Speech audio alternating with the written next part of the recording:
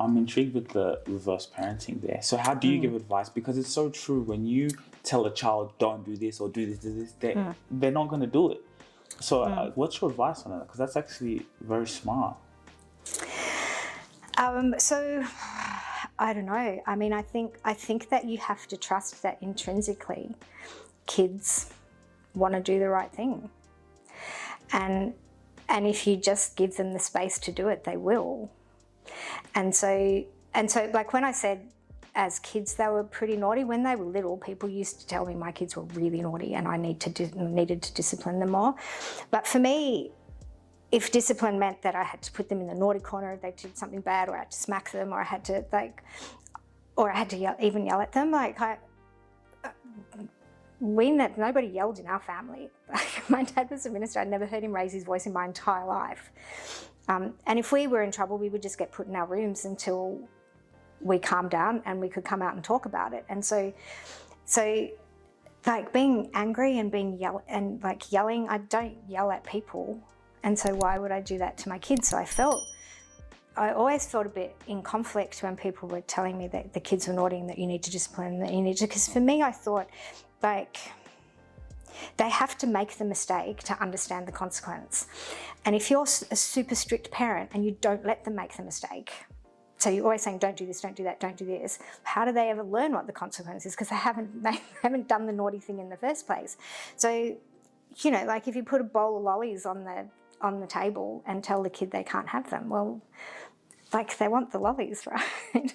Or if you know that your kid is going to get the lollies, then you don't ever put lollies on the table, right? The lollies are away. So they've never, you know, so like if the lollies are on the table and my kids eat the lollies and I've told them not to, well, I'm like, well, the lollies aren't coming out next time.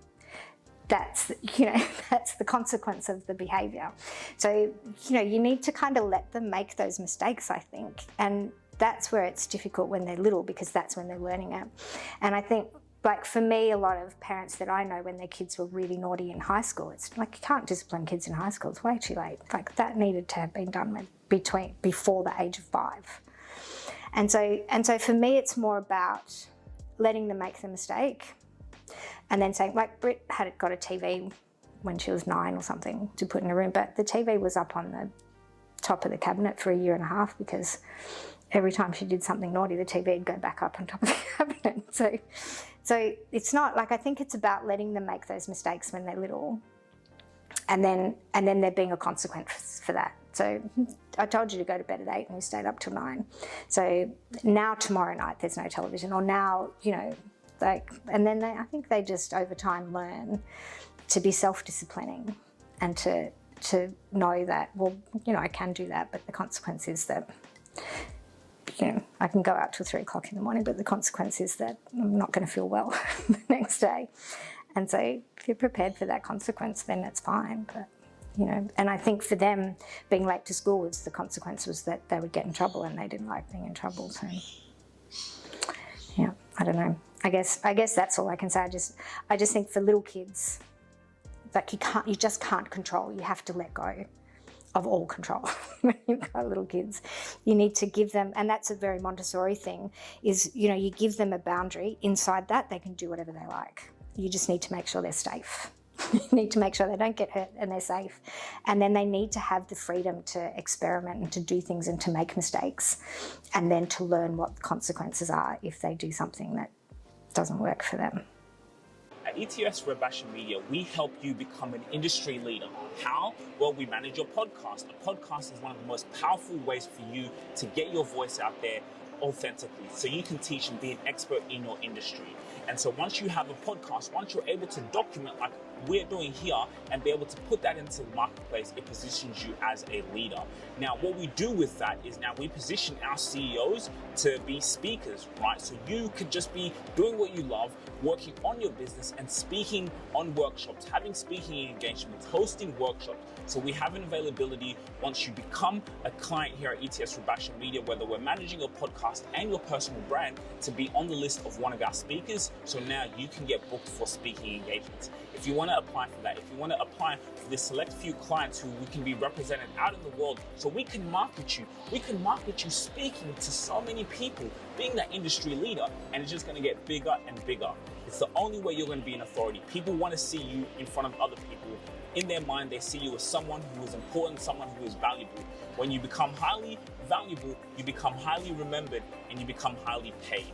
So you can become here represented at us, so we can be marketing you out there in the world, just like we do for our clients. You do have that opportunity. So if you want to get in touch for that opportunity to have your podcast managed and be put up for a speaker, connect with us below. Thanks. She's learning that if I'm not on time, that opportunity's gone.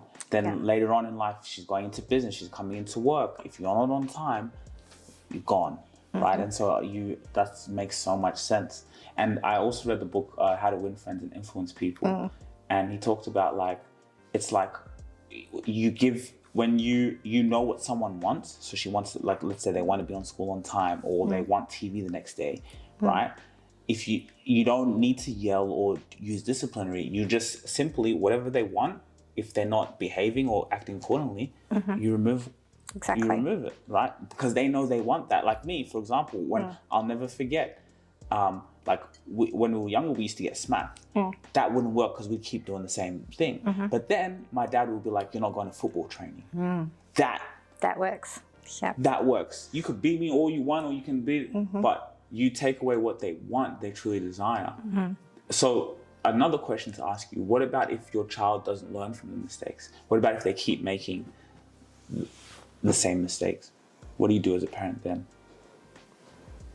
I don't know. I mean, I guess maybe the consequence isn't right. Like, I don't know. I mean, I like what you said about, it depends, like smacking may or may not work.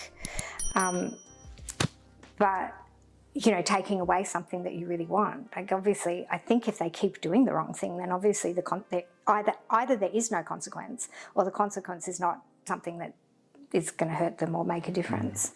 Because I remember, I remember Britt saying to me once there was some conflict in the Middle East. It would have been, I mean, I know there is now, but 20 years ago it was there too.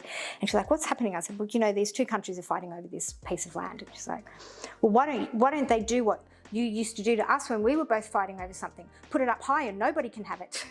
I was like, it's a pretty, well, clearly she understands what the consequences are if you're fighting over something. So it goes high and nobody can have it. That's the consequence. And so, so I think,